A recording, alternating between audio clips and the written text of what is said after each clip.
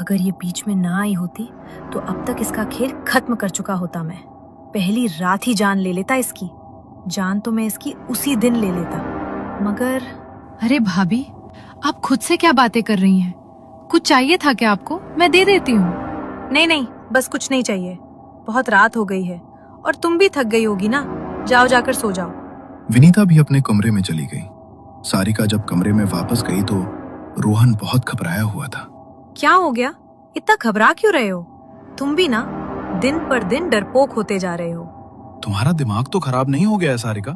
पहले तो मेरी बहुत चिंता रहती थी तुम्हें, और अब इतना बड़ा नुकसान होने से बचा है और तुम ऐसे रिएक्ट कर रही हो जैसे कुछ हुआ ही नहीं है। मुझे इस टाइम तुमसे बात करने का बिल्कुल भी मन नहीं हो रहा है, इसलिए प्लीज अभी कुछ मत बोलो और सो जाओ। रोहन ने रूम की लाइट्स ऑफ की और चादर ओढ़कर सो गया। कुछ देर बाद उसे कमरे में खटखट की आवाज सुनाई दी। उस आवाज से उसकी आंख खुल गई। उसने अपने बगल में देखा तो सारिका वहां पर नहीं थी। सारिका, सारिका कहाँ पर हो तुम? ये आवाज तुम ही कर रही हो क्या? चुप। सारिका, सारिका कहाँ पर हो तुम? मुझे दिखाई क्यों नहीं दे रही हो? देखो, मुझे डराना बंद करो। मुझे ये मजाक बिल्कुल भी पसंद नहीं। कुछ देर पहले आने वाली वो खटखट की आवाज बंद हो गई थी, मगर दोबारा से वो आवाज फिर से शुरू हो गई।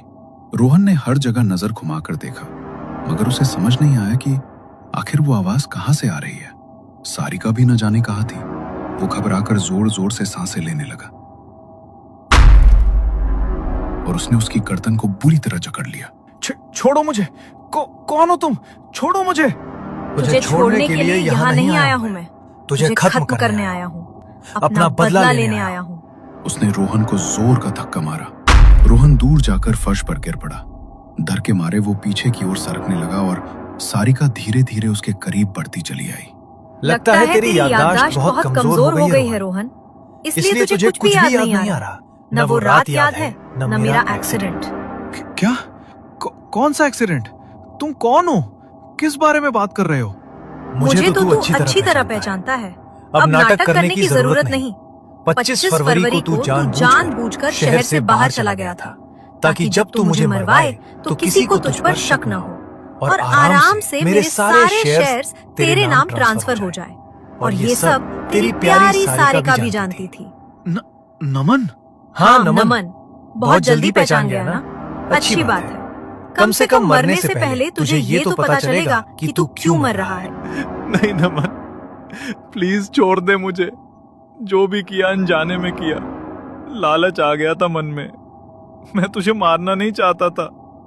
पता नहीं ये सब कैसे हो गया। बस बहुत हो गया। अगर तू मुझे मारना नहीं चाहता था तो मेरा एक्सीडेंट करवाया ही क्यों था? कुछ दिन पहले रात के 11 बज रहे थे। रोहन अपने स्टडी रूम में अकेला बैठा था। टेबल पर विस्की का गिलास, लैपटॉप खुला हुआ और फोन कान से सटा हुआ। सुनो, कल 25 फरवरी है। ठीक शाम के 7 बजे के आसपास नमन ऑफिस से अपनी काली बाइक पर निकलेगा, उसी मोड़ पर जहां स्ट्रीट लाइट खराब रहती है। बस एक जोर की टक्कर, ब्रेक फेल का एक्सीडेंट लगना चाहिए। बचने की कोई गुंजाइश नहीं रहनी चाहिए, समझे? दूसरी तरफ से हल्की हामी की आवाज आई। और हाँ, वहां से तुरंत गायब हो जाना। सीसीटीवी में कुछ नहीं आना चाहिए। पैसे डबल कर दूंगा, बस काम हो जाना चाहिए। मेरे सारे शेयर्स मेरे नाम हो जाने चाहिए। वो फोन काट कर गिलास उठाता है और एक घूंट में खाली कर देता है। सॉरी नमन भाई, बिजनेस है, पर्सनल कुछ नहीं। उसी शाम ठीक 7 बजे नमन अपनी बाइक पर तेज रफ्तार से जा रहा था। अचानक सामने से एक ट्रक ने उसे टक्कर मारी। बाइक हवा में उछली। नमन दूर जा गिरा। सड़क पर खून की लकीरें बन गई। सारिका को सब पहले से पता था। वो जानबूझकर मौके पर पहुंची। नाटक करने के लिए चीखी चिल्लाई, रोई, मानो नमन को बचाना चाहती हो। लेकिन नमन मरने से पहले सब समझ चुका था।